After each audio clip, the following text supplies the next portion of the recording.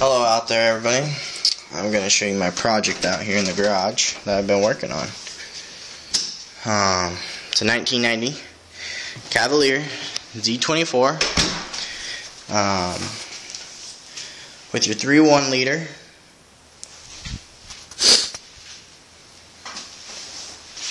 Five-speed transmission. See that stick? You gotta have that stick right there because it's real nice. I know there's not a video out there that can show you tips how to pull this engine.